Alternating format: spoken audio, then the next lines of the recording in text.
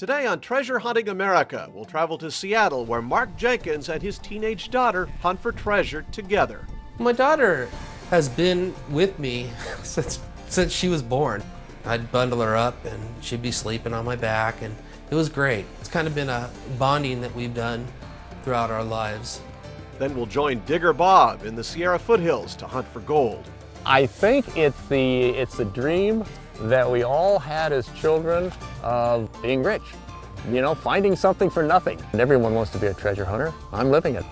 And finally, we'll visit with Dan Cantral, who hunts for rare tokens from the 1800s. I did find a nice token from Prattam, Oregon. It was the only one in existence, so that helped bring the history back. No one knew it was out there, now we do.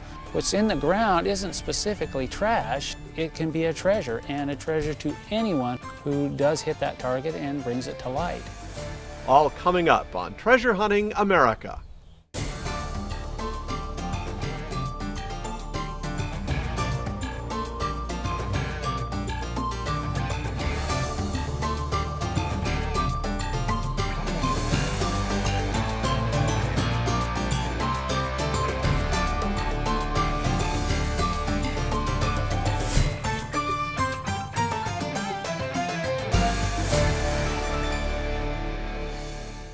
Hello and welcome to another episode of Treasure Hunting America. I'm your host, Mark Hendricks. For the next half hour, we'll share some amazing stories of everyday treasure hunters across the country. As a young boy, Mark Jenkins started treasure hunting by digging up coins on the playground. Then at 9 years old, he got his first metal detector, and that's when the real fun began.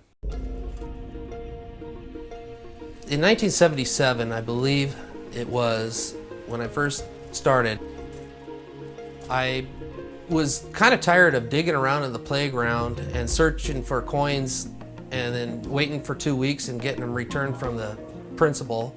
Somehow or another I saw somebody metal detecting or something somewhere. In 1977, at 9 years old, I got my very first metal detector. It was a White's 5000D. It sure dug a lot of nails for me. And I learned quite young that not to get discouraged of all the trash you get. I can't explain it. I mean, I remember because I was so young, and just I could think of all the treasures I was going to find and how rich I was going to make it. Of course, that's every kid's dream. Eventually, you know, I started finding stuff. Basically, the first time I did go out, I did get a 1916 Canadian dime. Then I used to go out quite a bit with my dad, and he would take me to different parks and find lots of wheat pennies and quite a few silver coins back then. It's hard to remember exactly what I found. I searched many places since that time, and each time I get out, it's like a new adventure. Being that Mark began metal detecting at an early age, he decided to get his daughter involved even from the time she was an infant. My daughter has been with me since she was born, basically.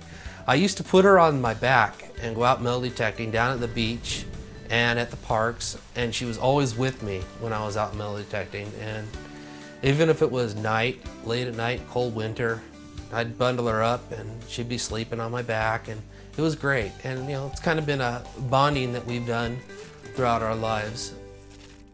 These up here happen to be things that my daughter has won in the past 12 years of her life, basically, because she's been brought up and born into the metal detecting world.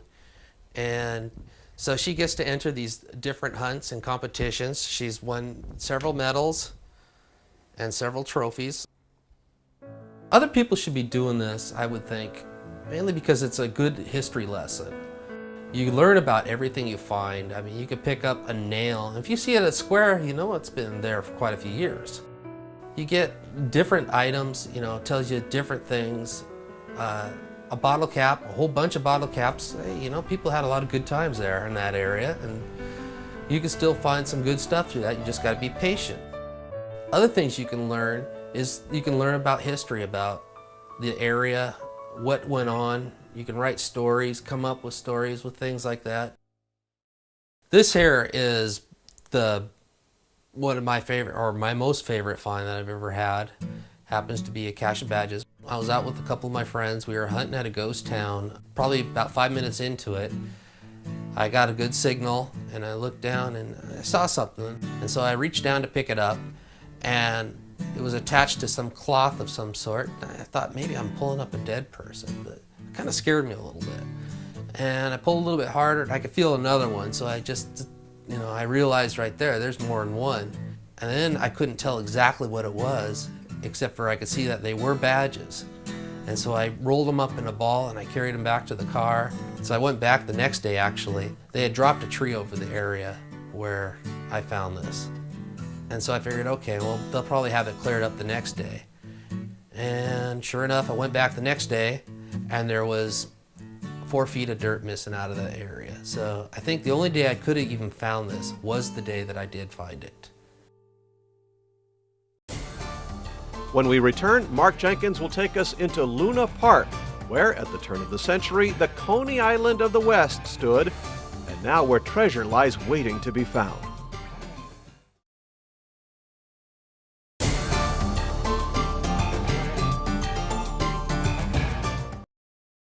Welcome back to Treasure Hunting America. Mark Jenkins hunts all over the Seattle area, but his favorite place is Luna Park, a very historical and beautiful location just in view of the Space Needle.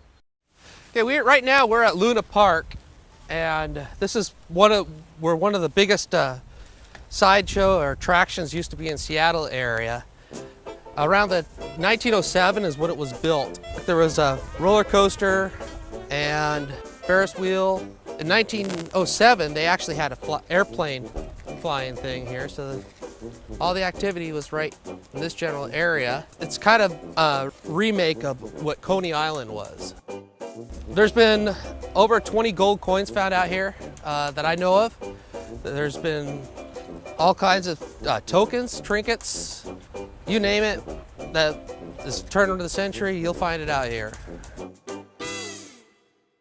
One of the reasons why I'm starting in this area is because just recently they tore down a bulkhead, and all these rocks haven't been exposed for a long time, and that's usually where you look for coins and stuff. In fact, some of the most valuable things I ever found were right off the corner right down here. One of the things I found out here, which is just kind of interesting, is this barber quarter in this rock here. I know barber quarters are normal, but to find it like that makes it a little more unique. The reason why I'm hunting this area is because of where the barnacle line is at. That indicates where the sand normally is. And along this beach here, the sand's changed constantly. And so the further down it is along this line, gives you a better chance of finding something that could be really good. You can look up and down the beach, you don't see where it's down as low as this spot right here. So it gives you a good indication to start right in this point right here. You have to be there enough times to understand it. You can't just walk out there and think you know where it is. You have to really learn to read it. Because things change daily. I've seen areas change within 4 feet within 2 days. What I'm trying to do right here is I'm trying to search the lowest spots that I can find. And right along the sides of the rocks, quite often, is where you find the coins, because they have a tendency of, with the sand changing, going underneath the rocks. It doesn't even hurt to move rocks around sometimes. This wrench here was a thing, what I thought was going to be my last find of the year of 2004. I had probably about an hour left of sunshine, or daylight I should say. I thought, oh, I'm not going to find anything else. There was no other signals around the area. So I did keep hunting for about 5-10 minutes more. And then I did seem to come up with one other slight difference of an item. But this gold ring right here, a gold diamond ring, which I think is probably my best ring I've ever found throughout the years.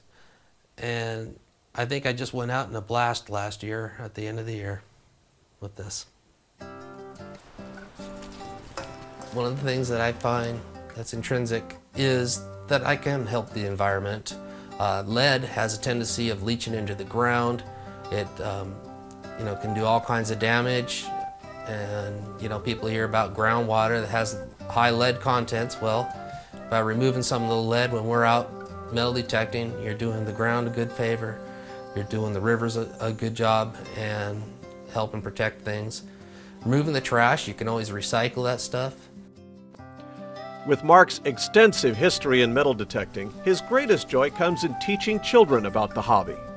When I teach kids, which I do for metal detecting, that's the first question I ask them, and always get the same first answer, is to find treasure. And in a sense, everything you find is treasure, so it's enjoyable. With so much treasure in his collection, Mark's ultimate goal is to find something not too many other treasure hunters are looking for. My ultimate find would be something like going to some ghost town or someplace I've done research on, and to find in a mason jar somebody's diary, a story of somebody, something that I could just learn a lot of information from. I would think that would be the most interesting, the most fascinating thing I could ever do. When we return, Digger Bob will show off his prize gold nugget he found in the Nevada desert.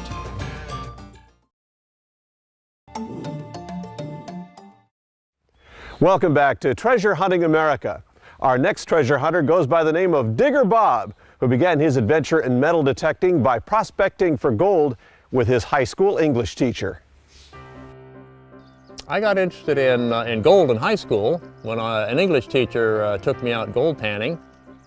What kept me going was being able to find something, not right away. It took me a couple of trips, and I had to keep going back and just persevering. So I think I went out 3 or 4 times before I finally found a piece in the same place that we'd been going all this time. But before that day was over, I had 6 or 8 little pieces. Really, for me, it's a part of just chasing history. I love the 49er era, the gold rush, the California gold rush, and to be able to literally put myself in their footsteps, just like we are today, that really is the biggest benefit. The hardships that they had to go through just to get here, and then the enormous amount of work that they had to do to extract the gold from the ground. Life was unbelievably hard. To me, a metal detector is my time machine. There's no greater thrill to me to dig something out of the ground, even if it's no more than just a small little ball of lead, but because you know, you've done your research, and you know what that little ball of lead is. You know it's not a fishing sinker. You know it's a musket ball.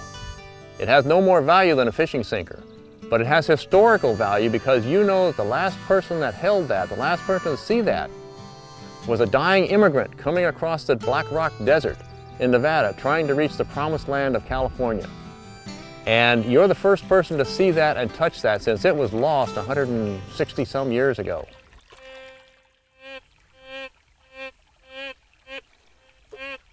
That's a good sound. Now I'm going to check and see if it's iron. Turn the iron ID on.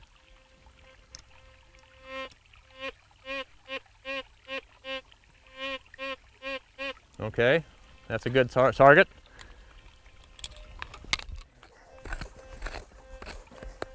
We're down on the bedrock here.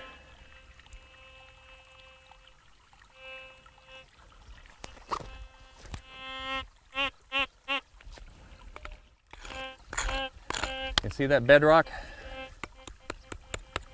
It's solid rock, but it chips pretty easily with a pick.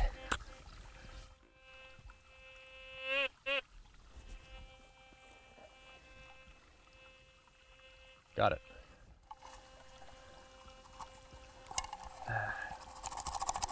This is usually the, yeah, there we go.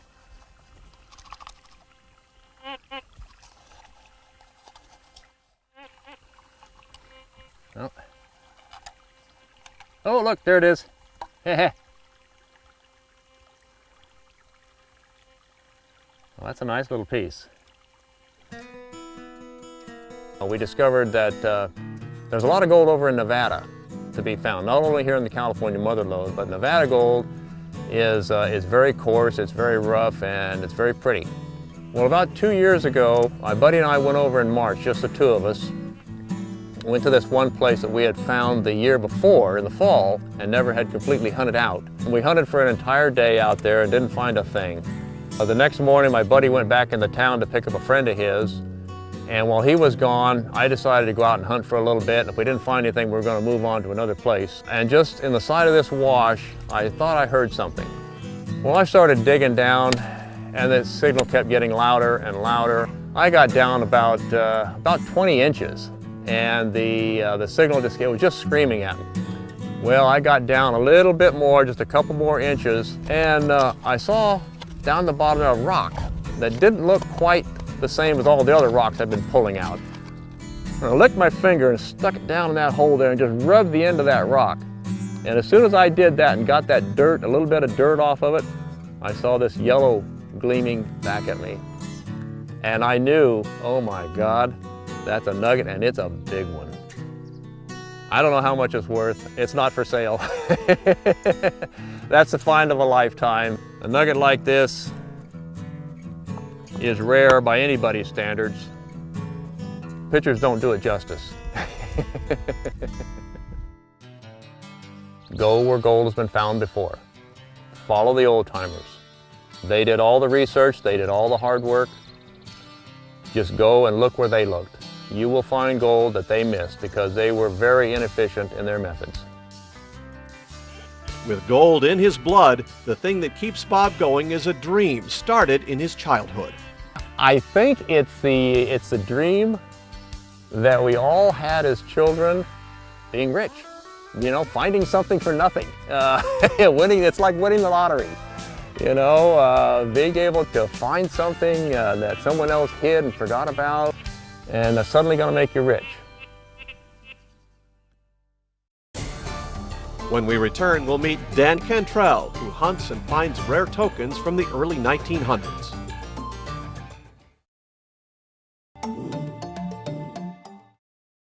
Welcome back to Treasure Hunting America. Some treasure hunters look for whatever they can find in the ground, but some look only for specific items. Our final treasure hunter, Dan Cantral, looks for old tokens. Well, I got started with my father-in-law introducing me to metal detecting. And first couple of times out, I was able to pull up a 10-carat and sapphire ring. So I was really stoked, and that's really what took me hook, line, and sinker into the hobby. Well, it isn't so much the targets itself that kept me going, it's the variety that has kept me going, from coins to tokens. Sometimes treasure hunters focus all their efforts on specific items, such as Civil War memorabilia. Dan Cantral enjoys looking for tokens.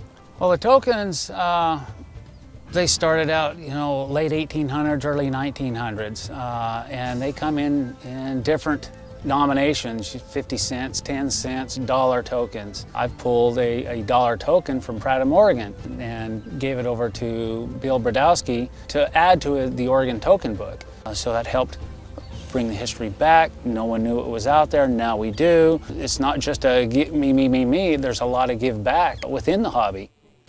In addition to tokens, Dan spends a lot of time covering local city parks, including Mount Tabor in Portland, Oregon. My favorite areas to hunt are specific parks, and the reason for that is there's a lot of folks that get out here throwing the frisbee, playing ball, walking the dog, having picnics, and in that they're losing their coin and jewelry and so forth. The history that I know of Mount Tabor is that it started in 1888. So it's got some history to it as far as on the West Coast side of parks. So there's a lot of people gathering for different reasons here at the park, from horseshoeing to just a family gathering. There's, you know, volcanic activity here. It's actually an old ancient volcano, so it's a geological, you know, attraction as well. So what it does is it attracts the folks that attracts me to go hunt the treasures that they've lost in the past. Infant swings are good, I like, because sometimes I find engagement rings there, the wedding bands there, for the new moms and Dads that have been pushing their kids on the swing, sometimes they'll lose those in that location. So it's always a good time to, or a good place to check.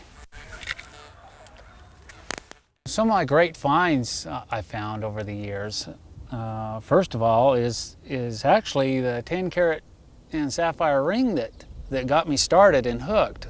A real great find for me, and you know, it's a keepsake for me. Not a great value monetarily, but for me, it's priceless. I pulled a 1892 $5 gold piece. One of the greatest finds I've had so far. This ring was really a nice find, a 3rd-carat diamond, marquee cut diamond ring. It was a really nice find for me, and naturally all the rings that I do find, my wife gets. I found this 1876 quarter at a local school. The research is fun for me. I'm able to learn more about different locations, different people, different times, stagecoach, stage stops to saloons, old ghost towns. These are some of the things that create the fun. It isn't just always the digging, it's everything that comes with it. People should get out there and just have fun like I am. Get out there and metal detect. I feel people are able to be healthy, getting out in the outdoors. You know, it's not to go out there and get rich. It's to get out there and have fun, bring the family together. It's a great family gathering hobby. Everyone can do it, just a lot of fun. Thanks for joining us for this episode of Treasure Hunting America.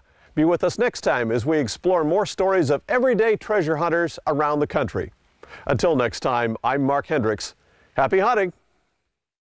Treasure Hunting America is sponsored by White's Electronics, manufacturers of the world's finest metal detectors. For over 50 years, White's has been building metal detectors in the USA for treasure hunters around the world. For more information, visit their website or call the number on your screen.